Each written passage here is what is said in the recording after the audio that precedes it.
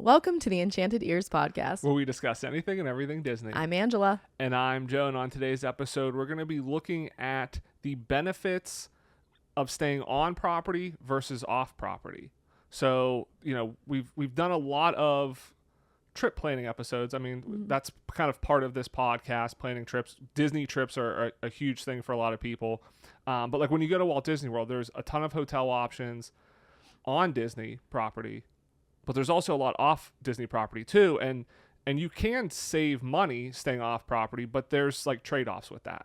And so today we're going to discuss what are the benefits you get of being an on-property guest versus staying off property, and is it worth kind of that savings for you, and what are kind of some of the pros and cons of each option there.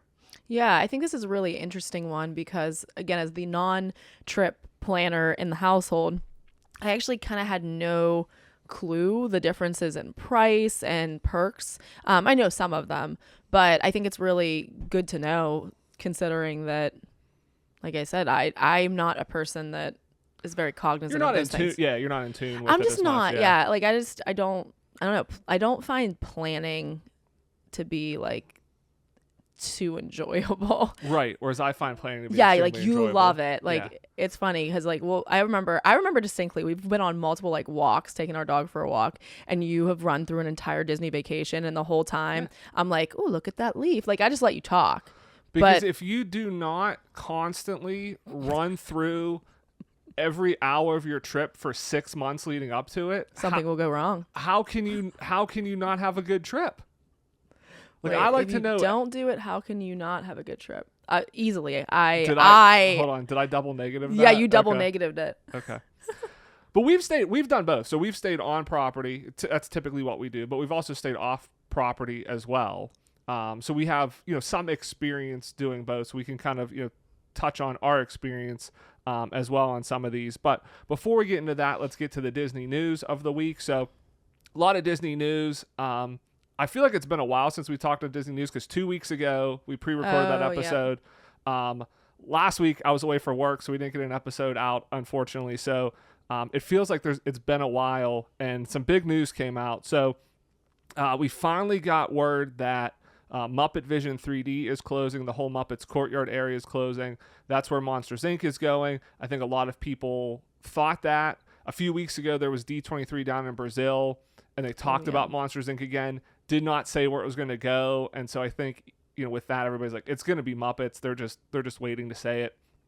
So they've officially announced that Muppets is not going away completely. They are now taking over Rockin Roller Coaster. So that's been a long rumored thing too, that Aerosmith was going to go.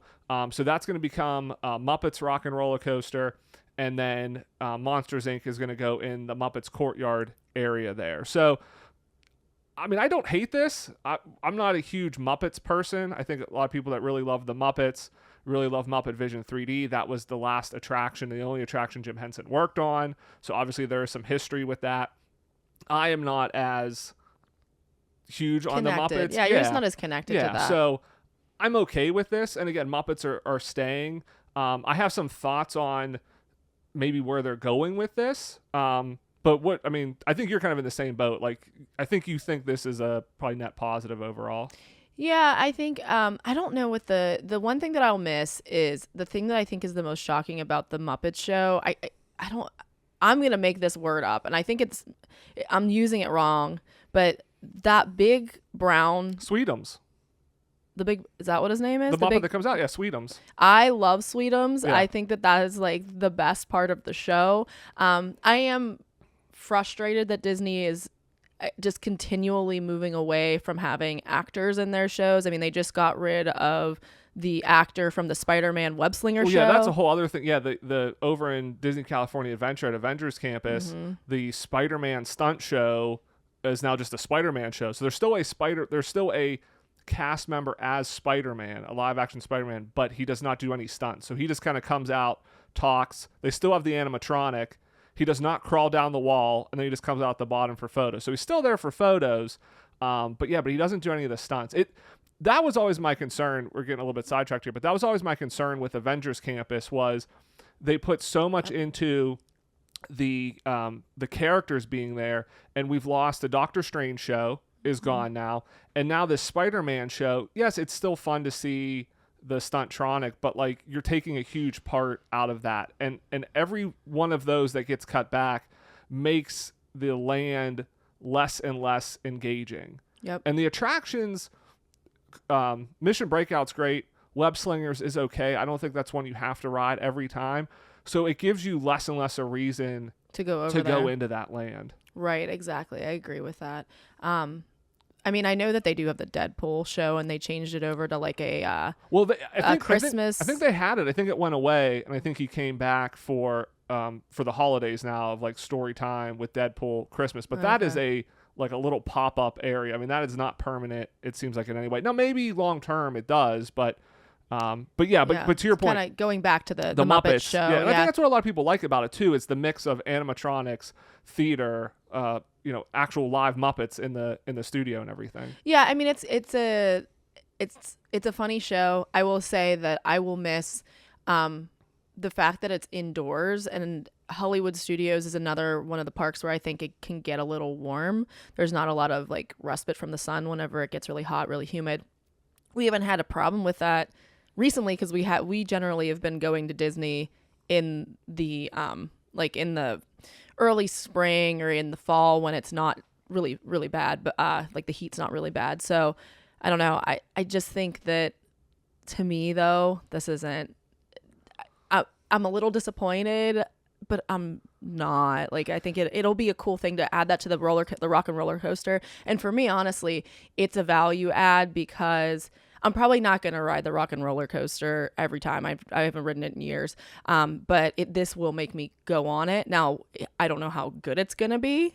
So maybe I go on it again and I'm like, all right, that was too rough. I'm good. I've seen the Muppets thing and now I don't have to go on it again. I agree. I would have liked them to put Monsters Inc. somewhere like the Animation Courtyard where the Star Wars launch bay is, somewhere that it would have added to the park, because basically this way it's net you're getting no new attractions because you're basically moving Muppet Vision to Rockin Roller Coaster and then replacing Muppet Vision with the Monsters Inc. attraction. With that being said, though, I do feel like both Muppet Vision and Rockin Roller Coaster probably don't have a lot of people going to them every time. I mean, I know there's a lot of people that, hey, I really love the Muppets. There's never really a crowd over at Muppet Vision. And I have to imagine Disney's, they have data on how many people go in these attractions versus the capacity. And it seems like a lot of the stuff they're changing and redoing, even with Dinosaur. Like, we love Dinosaur, but there's never a wait for it. It's 15 or 20 minutes. And I think they're looking at that of, okay, how can we refresh it to get more people to go? So while it's not adding like plus number of new attractions, I do think moving Muppets to Rockin Roller Coaster is going to get people excited to ride Rockin Roller Coaster, like us. Like you said, we'll ride it when we typically don't. And I think obviously the Monsters Inc. attraction is going to get a lot of people. So I do think even though they're not expanding the park, it's a good way to increase capacity. And then don't you have a theory about what they could potentially do with Muppets 3D Vision? Well, yeah. I mean, I think, so they mentioned one thing, that they are looking at a way to preserve Muppet Vision for guests to experience in the future in some way. And this is where I think long-term planning, Disney seems to be potentially, I think, thinking through this stuff a little bit more, at least than they've done in the past. Now, again, maybe I'm reading into this where this isn't here. But if you look at where Rockin Roller Coaster is, next to it was the Lightning McQueen Racing Academy. It's going to be that villain show. That's not going to stay around forever, especially once they open Villains Land. So you have basically an empty theater there. You could put Muppet Vision in there. You could put a new Muppet experience in there. It's also close to that Animation Courtyard area I was talking to. I mean, they could basically build out a whole Muppets land over there if they wanted to. The other thing, Monsters Inc., where they're building the new attraction, it is past the end of the park now. So the Muppet Vision building's there. There's another Monsters Inc. show, Monsters Inc. Laugh Factory over at Magic Kingdom, that they could move into that theater. It would basically be a very easy overlay. And then that frees up basically all of Tomorrowland, because you got rid of the Stitch's Great Escape attraction. That building's just sitting empty. Then if you take out Monsters Inc. Laugh Floor, you basically have just Buzz Lightyear Space Ranger spin, which you could get rid of. And you've freed up basically half of Tomorrowland for a potential complete redo of Tomorrowland down the road once they're done with Cars Land and the Villains Land. So the way they could potentially move some things around, this could give them a lot of opportunities for doing a lot of different stuff in the future. Yeah, I don't know. I'm interested. I still think the theming on Tomorrowland is off.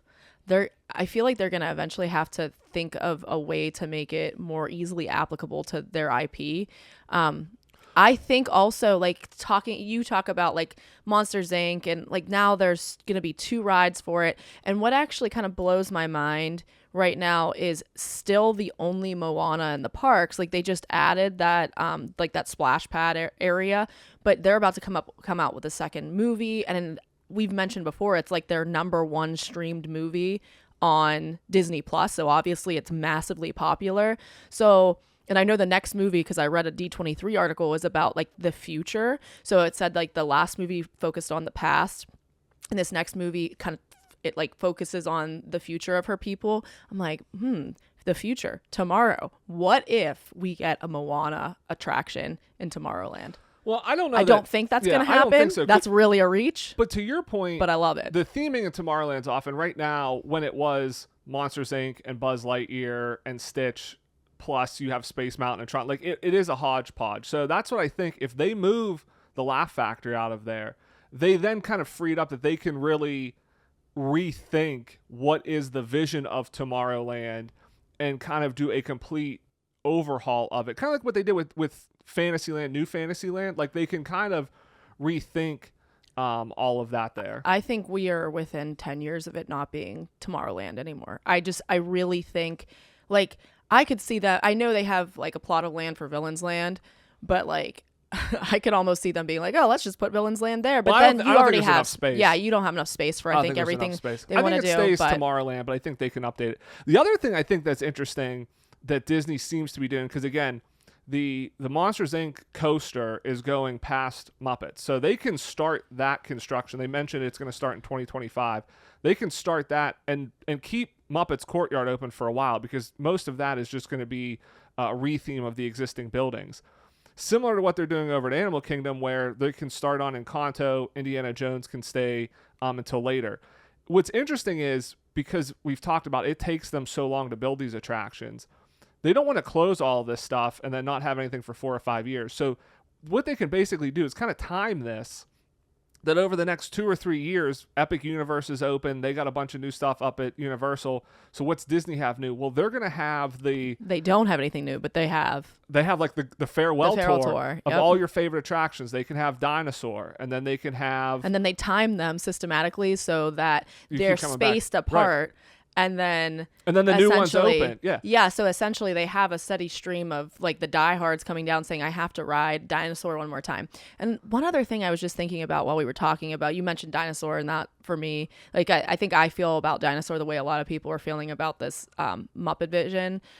Like I very, very, very, I'm super against them doing, I don't want to say anything with it. I think it needs an improvement, but I'm super against them doing Indiana Jones until it opens, and it's probably spectacular. Yeah, I don't really care. But the thing is, I could almost see them finding a way. Like, they have all these ride videos on YouTube. I'm surprised that Disney doesn't have like a section on Disney Plus of ride. That was Bob Chapek's idea. I mean, he had the whole metaverse project of, that's what he said, where it was like, if you can't come to our parks, we're going to make it so that you can experience them in virtual reality. Yeah, but like you think like if somebody on their little camcorder, little phone can like get certain lighting or whatever, if Disney goes in and knows what to light up and how to light it, like their ride video is going to be eons better than anybody else's. And then they get views and people coming on just to re-experience these rides that are no longer there. Yeah. Well, I think, yeah, you're going to get to the point where they film it basically with 360-degree cameras. And then you have virtual reality. But yeah, I mean, it seems like they could have 2 or 3 years of farewell tour to the attractions, farewell merch to these attractions. And then once that's done, the new rides start opening over the next 2 or 3 years. And then you have new merch there. Because, I mean, even Muppets, it's moving over. and they're going to sell all new merch because it's all new themed to Rockin Roller Coaster now. Like the way they kind of set this up, they're going to have the next 5 to 6 years of closing they're going to make a spectacle of closing attractions now. And they're going to kind of redefine. It's like, well, maybe we don't always have to just build new attractions. We can just close attractions people like, and then move on. Which, if that does really well, though, then there goes things like Figment, like all your stuff. Like, we're just going to get rid of it and make money off of us closing it. Yeah. I think my one hope for the Rockin Roller Coaster, because now that it's going that direction, who do you have that's very musical from the Muppets? One of my favorite Muppets, Animal.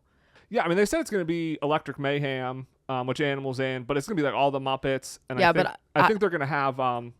They mentioned like other rockers. Like, I wonder if they're going to bring in like celebrities too, as like part of it. Like, get celebrities to sing with the Muppets, and like every ride's a different song or something, kind of like what they do with like Cosmic Rewind or something. Yes, because everybody loves the Muppets when like celebrities are with the Muppets. Yeah, and they kind of they tease that a little bit. So. I love their version of Bohemian Rhapsody. Yeah, you just love Animal. I love Animal. So yeah, Animal, like if they could, for me, to make this like a niche Angela ride, it would be Animal, Professor Bunsen and Beaker, and somehow the Swedish Chef would be in there. Yeah, get the Swedish Chef. Yeah, it'd be good. But looking forward to all this. One other thing I want to mention real quick is that the Premier Pass, which we talked about a few weeks ago, we talked about how it only being at deluxe resorts, I thought was a good idea because that shows they're just trying to limit it and not trying to just get as many people as possible. That ended already. It is now available at any hotel if you're staying at any Disney hotel. So maybe that means nobody bought it. I mean, they did sell out a couple days, but that's over like the Thanksgiving week, which is obviously super busy. So maybe it's light. Like maybe not a lot of people are buying this. So that's why they opened it up to everybody. But now it kind of seems like, oh, they're just trying to a money grab a little bit. So having it available for everybody.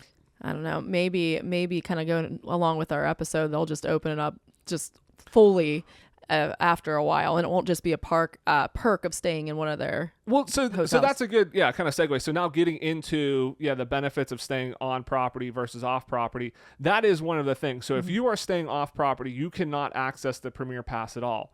The other things, like the lightning lanes, the multi-pass, and the individual pass, you can still purchase that ahead of time, even if you're staying off Disney property. So this is like, over the years, there used to be a lot more perks to only staying on Disney property when you had things like the Magical Express, and you had things like with like fast passes and stuff like that. Like, you could book that further ahead if you were staying on property, and it kind of, there was a lot more value to staying on property, and they've kind of loosened that or gotten rid of things like the Magical Express. So the gap really isn't as much as it used to be. And I will say, I think that they are constantly assessing, and again, this is kind of goes back to what we were saying during the news too. I feel like they're constantly assessing what is the value add of the various services that we have, having actors in our shows, or doing, in this case, having the Magical Express. And it's like, well, people just like the convenience of staying on property because everything's closer, really, when you stay on property, and then you have buses that transport you to places. So they're like, that's a convenience factor. We don't need to pay the extra money for the Magical Express. So, yeah, it's just like that convenience of being closer to the parks, because Disney owns all that property. So all of the other ones are more on the outskirts of, I don't know, I should know this. What is the actual, they're in, oh my gosh, what is Kissimmee. Kissimmee, yeah. So that like outside of like the Disney. Vista. Yeah, outside that area. I also think, I mean, a lot of this is to how booked Disney hotels are. Like, I feel like over the past few years, they've given some of the on-property benefits to off-property hotels when they're fully booked. Like, if they're not struggling to get people to book at Disney, I think they do tend to give some benefits to the other hotels. But if Disney bookings are light, that's kind of when they start pulling back, because they can add or remove benefits at any time. So if you're listening to this today, in a year, there might be different benefits or some of these benefits might not exist for off-property guests, or they might change. And I think Disney fluctuates, based on kind of their own bookings. Like if they're struggling to book hotels, they obviously want to make it more advantageous to stay on property because they're trying to book people in there. So the benefits you get of being an on-property guest. So if you stay off-property, you cannot get these. So the early park entry, and I think this is probably the biggest one they still have at this point, because you get in 30 minutes early. And we've talked a lot about this, that you can get a lot of attractions in if you go to the lesser known attractions. Like we've gone to Magic Kingdom the 30 minutes early, and in that 30 minutes it's not the lesser known, but it's the ones that people don't run to. So we're not going to Seven Dwarfs. Yeah, exactly. We are going to the other, like the classic rides, like Pirates of the Caribbean and Peter Pan's Flight and Small World and Jungle Cruise. Peter Pan's Flight is a good one because that gets a very long line. Yeah, it gets like 45 minutes to an hour, but you walk on if you go in that first 30 minutes. Even like 30 to 45. I mean, it's still pretty light up to about I feel like up to about an hour. Like like about a half an hour after park opening. Yeah, because the people coming in at park opening are still going to the Space Mountains, and the Seven Dwarfs. You got to figure it takes them a while to get down Main Street. Yes. They're taking photos with the PhotoPass photographers. They're looking at the merch in the shops. That's probably potentially taking you 10 or 15 minutes to get down there. So I mean, you have a little bit of extra time that it's always like advisable from us, at least our perspective, that you should definitely, if you can, get there early. But we've done, to your point, that maybe that first hour.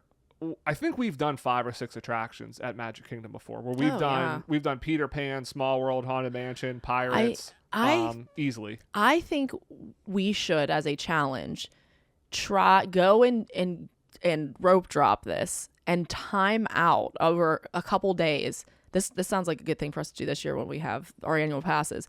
Time out over a couple days how many attractions we can get in with less than a 20-minute wait.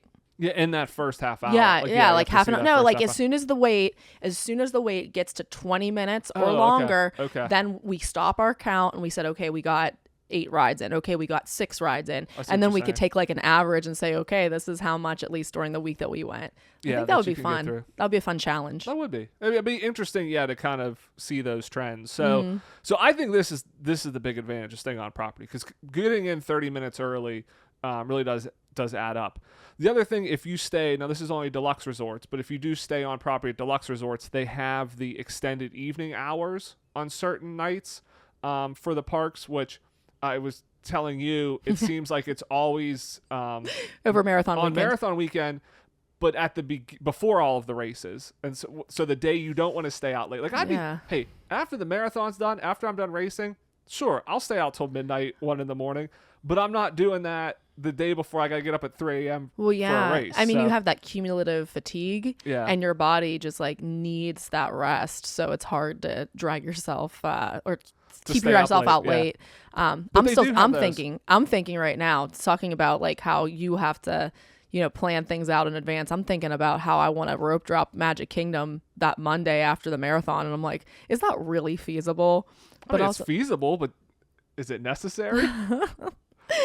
I mean, I remember my pictures last time, and I looked like half dead, but I still kind of want to do it. And those extended hours, I think it's like 2 hours is what it is. So it's not not like, hey, early park entry is only 30 minutes, but you get a couple hours at the end of the day for those extended evening hours. And so that's a big benefit too, because you can get a lot of attractions in there. How often do they provide that? It's throughout the year. It's like the week of marathon weekend. I think Magic Kingdom has it one night that week. So because we're going a couple other times. I'm sure we'll get one. Kind of like how we always advise people go the half an hour early. I am curious, like, those couple hours after, how many rides can you get, and how long are your waits? Get a lot in. Yeah. Because that might be like an advantageous thing for us to tell our listeners, like, hey, okay, don't worry about getting up early if you have the extra park hours.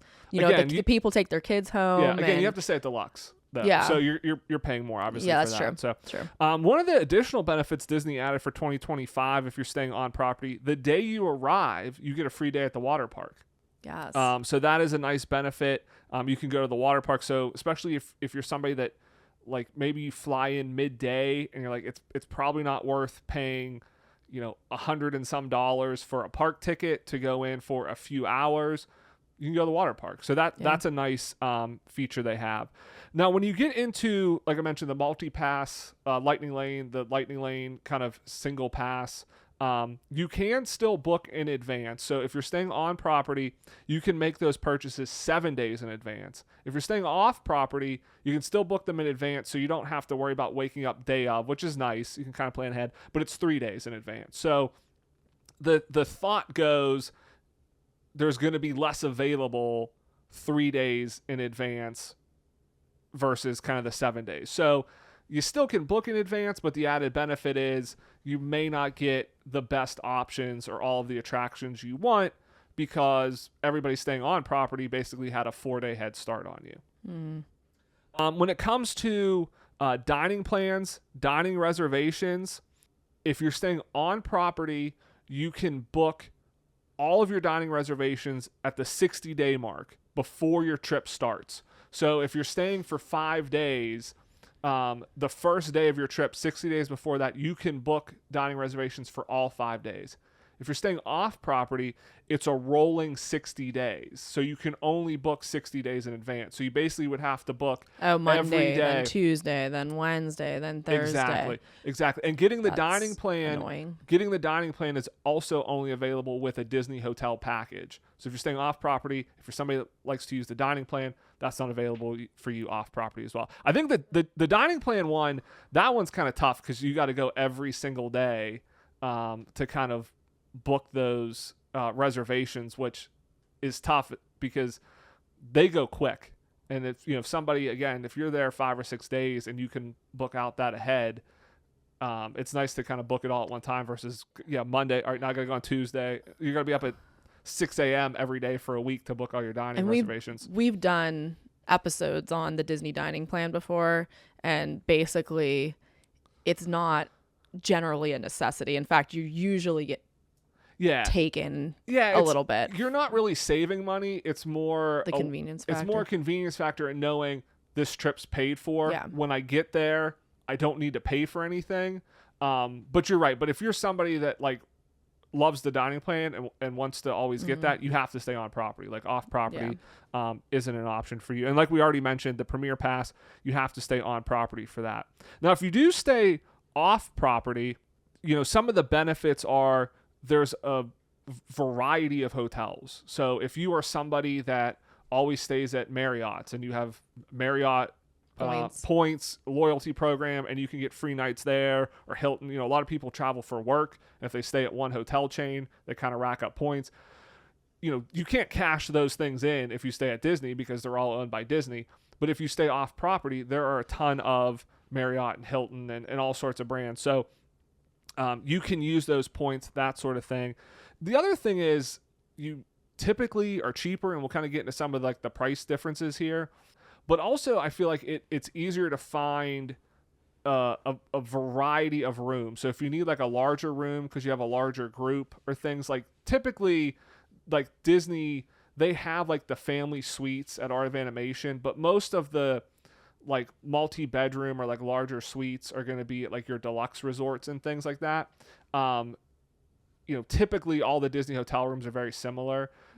Having a variety of different hotel options, there's going to be a larger variety of room types and different amenities and just different things like that, where you're going to have a lot more options because they're going to offer different things because they're trying to get your business, because they know we're not Disney. We got to have something else to differentiate us. Right. And another consideration here is, say you're, I'm taking a coaching certification for ultra running right now. And one of the things that it kind of advises me is to have my clients look at would be if a hotel has a gym when they're away on vacation. That's a good point, because most Disney hotels do not have a gym. There are some that do, but if something if you're a person who's I'm gonna get up at 4:00 in the morning, and run or whatever before I go to the parks, you're gonna be out on the concrete.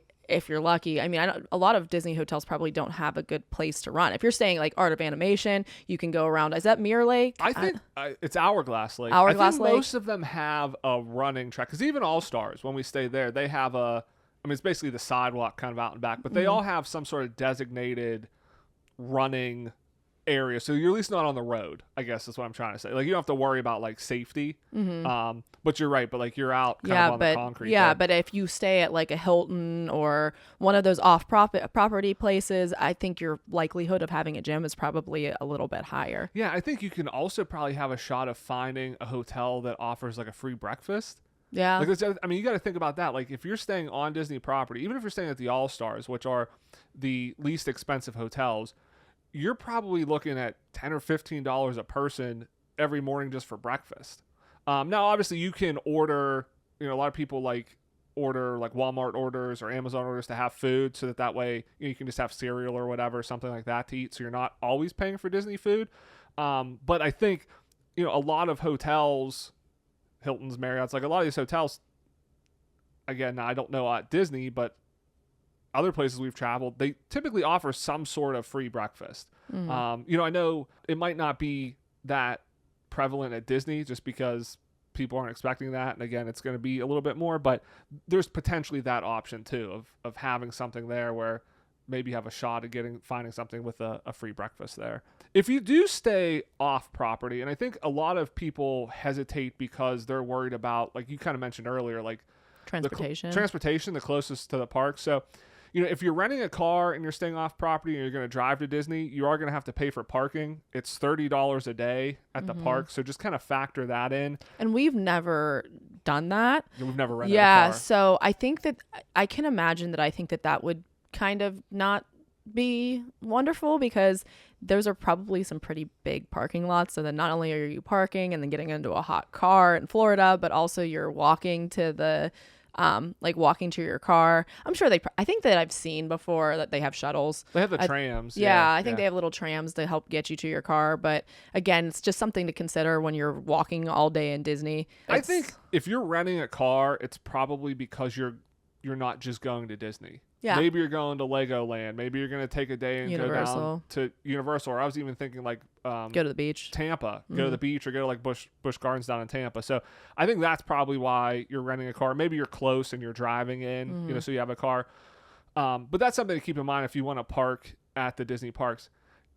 Most of these hotels, because there are a lot of hotels that basically seem like they're on Disney property, even though they're quote unquote off property.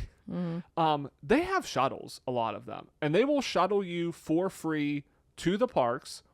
And then once you're at the park, you can take Disney transportation. Yeah, they don't know. They don't make you scan a magic band to say that you're staying on Disney property. Iger, do not start doing this. Like that's the one thing. Like they're gonna start being like, excuse me, do you have your ticket proving you're staying at these hotels? You can't use our transportation. Yeah. Don't start charging for that. Once you're at a park or anything, like you can use the transportation. Some of the hotels as well are at Disney Springs, the Disney Springs area. Now you can't get a Disney bus from Disney Springs direct to the park, but Disney Springs goes to every hotel. So if you want to go to Magic Kingdom, you could very easily take a bus to the Contemporary and walk to Magic Kingdom, or it's probably more likely when you come back, because the Disney Spring buses don't run till a little bit later in the morning. But like at the end of the night, just go to Disney Springs, Magic Kingdom, walk to one of the hotels, go to Disney Springs. If you're at Epcot, go to, Beach and Yacht Club or whatever, and take a bus to Disney Springs, and you can walk back to your hotel. But again, a lot of them offer shuttles anyways to and from the parks. But so I wouldn't let that stop you. Deter you. Yeah, because you can have this. I mean, one of the hotels on here is the Hilton Bonnet Creek. So I stayed there. That was a trip. I was down there for work, actually. Had a conference there. Some people live the life. But that hotel, and this is where I say, like, it's off property, but like that hotel's right behind Art of Animation and Pop Century. Like when you're driving to those, there's actually signs right there for Bonnet Creek. There's a couple hotels there, actually. There's the Wyndham Grand Bonnet Creek, the Hilton Bonnet Creek, and the JW Marriott Bonnet Creek, all in that area. So you have kind of 3 options that are all right there. But that's how close they are. So you're not even that far if you're thinking I'm off property. The Hilton Bonnet Creek, super nice hotel, has a lazy river in it, has a really nice pool. It's a more like high-end hotel. And they had a free shuttle service. So you had to go and get like a ticket. Like it only came every like 15 or 20 minutes. Like there was a schedule that you had to see. I was going to say, so do, exactly. any Disney hotel you're staying at. But all you did, you got on, and then they had shuttles. They kind of told you what the schedule was at the end of the night. If you wanted to kind of come back. So it was super easy. Had no problem at all getting to the parks, getting back from the parks, anything like that. And again, lazy river, like super nice, like more amenities, like maybe outside of beach and yacht club, like that they kind of have a lazy river. So, and you do have to like kind of keep in mind too, that if you're not renting your car, but you're staying at one of these hotels, I mean, we're going to get into like price differences here in a few minutes, but, you are saving some money. And so if you want to get an Uber, a Lyft, a minivan to the parks. Yeah. And that's, you mentioned minivan, and I was thinking about that because I don't know if minivans operate outside of Disney property. And again, it's still, basically within Disney property. I mean, you're kind of right behind Art of Animation, but I don't know yet if they go to the non-Disney hotels. Yeah, I mean, but Uber and Lyft do. Yeah, again, if you didn't want to wait for the shuttle or. Mm-hmm. I feel like we stayed I feel like did we go to the parks when we went on the cruise? I can't remember if we went to the parks for like a day. I don't think we did. I don't think so. I feel like we've gone down before where maybe not. Maybe I just made this up in my mind that we lifted to the park because we weren't actually there. So we did that Disney. when we did the Star Cruiser. Oh, okay. So we stayed at a hotel in Celebration, and then we took a lift to the Star Cruiser. Okay. Yeah. So we've stayed there. We've also stayed at one of the hotels. I think it was a Hilton. I don't remember the exact hotel. Over in the Disney Springs area.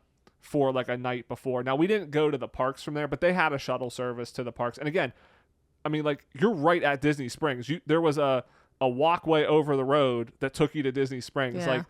Like, I think a lot of people, again, when they think off property, you think, oh, I'm going to be up by Universal. I'm going to be so far away. It's going to take me a long time to get to the parks. Again, these hotels are within walking distance to Disney Springs.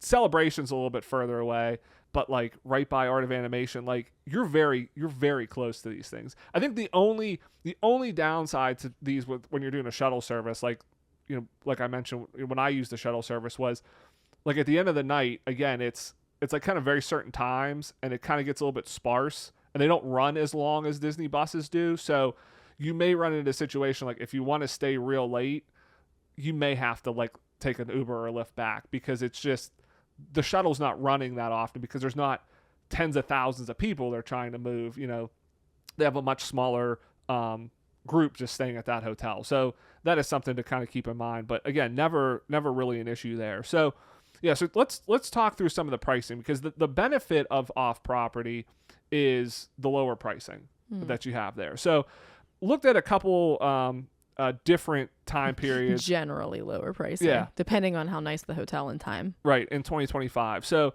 if you look at Memorial Day weekend next year, so Friday to Monday, Memorial Day weekend, if you want to stay at the All-Stars, it's about $225 a night. Art of Animation is $329 a night. And then if you want to stay at like a deluxe, like the Riviera, that was one of the cheaper ones, is $620 a night. Now, again, Disney may run discounts off of this eventually, but then also but these were the prices like as of when you looked them up. But the nice thing again is it's kind of one of the reasons to book through a travel agent, is that if you book it and it's expensive like this, and then they run some sort of a deal, you can get that deal. Right, like. Well, yeah, I mean, you can get that deal if you book for yourself as well. But you have to pay a little bit more attention, whereas a travel agent is going to be a little bit. On the phone and they're going to be more cognizant of those deals. Yeah, so that's what it would cost you to stay on Disney property. Now, if you wanted to stay off property, so like I said, there's 3 hotels in the Bonnet Creek area. So the Wyndham Grand Bonnet Creek was $176 a night. the Hilton Bonnet Creek. So again, I stayed there. Super nice hotel. That was only $215 a night. So you're cheaper than the All-Stars there. And it's way nicer hotel than the All-Stars.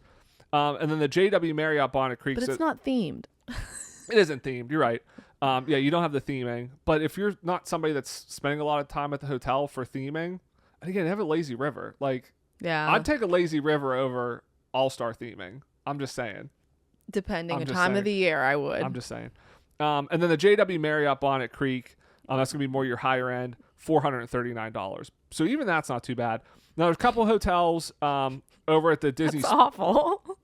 But comparatively. I mean, the Riviera is $620. And also, if you're a person like me, the only reason why I know what a JW Marriott is because you've been on business trips where because it's not a Marriott, it's like their signature hotel. They're way different as far as like very nice hotel. how many amenities and just how beautiful they are and the rooms are and things like that. Yeah, I've not seen this one in Orlando, but I imagine it's very nice. Yeah, did we stay? It was the one when we went to Phoenix. Was that a JW Marriott? I think so. Yeah, that was insane. Yeah.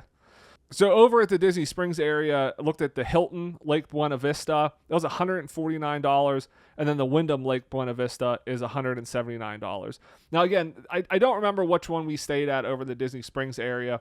But it was, I think, a Hilton or a Marriott. To your point, not a lot of theming, no thrills. I mean, it's kind of like your typical Marriott or regular Hilton hotel, yeah. So you're not getting a lot there. But again, if you can get something like that for $150 a night when the cheapest, the All-Stars, is $225 a night, you're saving $75 a night. That's a trade-off that may be worth it. It's significant. And again, you have to also think when you go on vacation, 9 times out of 10, you are not there.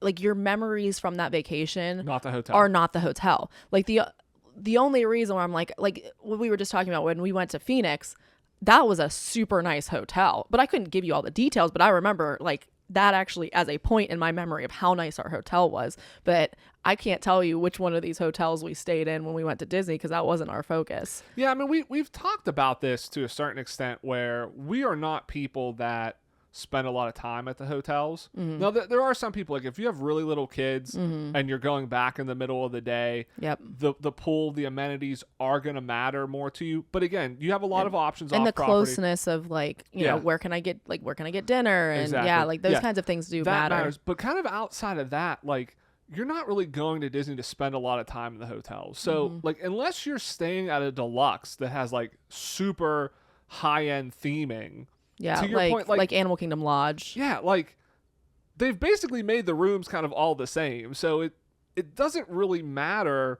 where you stay. What your name is. You need to it's more about like finding like the best price. You know what I'm saying? So yeah. And again, so that kind of factors in. But yeah, so again, this is kind of the trade-off. Now the other period I looked at was over the summer. So I looked at July 21st to 26th. So it's a Tuesday through a Saturday. So we looked at Memorial Day weekend, kind of a holiday weekend, and then like weekdays in July. And I mean, I want to note because I'm looking at these numbers, but this is significantly cheaper. Yes. So we're in the middle of summer. Again, it's Florida in the middle of the summer. So you're going to be a puddle. You're going to be I can't say this. You're going to be a puddle. You're going to be Alex Mack. And you're going to be like just... your hair is going to be frizzy and it's going to be kind of miserable, but here's what you're going to pay. Yeah, I was going to say, I was surprised. Yeah, I mean, I think this just goes to show that Disney struggles now to get people to go over the summer because of the heat. So I kept the same hotels, so that way it's somewhat comparable. This first number shocked me. So the All-Stars was $118. $118. I don't think I've ever, like, now you struggle to get any hotel anywhere for $118, I feel like. And that's probably, so they're probably running a discount on this or something because that is pretty cheap. Yeah, I feel like it's significantly cheaper than Art of Animation. Well, yeah, and you got to figure, I mean, it's almost half of what it was Memorial Day weekend. Yeah. And the All-Stars was $225, $118 in July. Art of Animation $286, so you're down about $40 there. The Riviera, only $537. Oh, it's looking like a deal. It's almost $100 less than in May. What's interesting, though, And this is kind of why I think maybe Disney's running some discounts in July, because the off-property hotels, for the most part, all cost more in July than they do over Memorial Day. So the Wyndham Grand Bonnet Creek is $222. So it's only $176 over Memorial Day. So it's up almost $50 there. The Hilton Bonnet Creek is $230, so roughly the same. And the JW Marriott is a little bit less at $406. Then over at the Disney Springs hotels, the Hilton Lake Buena Vista, $152, so basically the same. The Wyndham Lake Buena Vista, though, dropped like $80, so it's only $117. So that's basically the same price as the All-Star Resort. So in July, the price differential, not as much. Like if you're somebody that's going to stay at Art of Animation, you could save a little bit going to, like the Bonnet Creek area.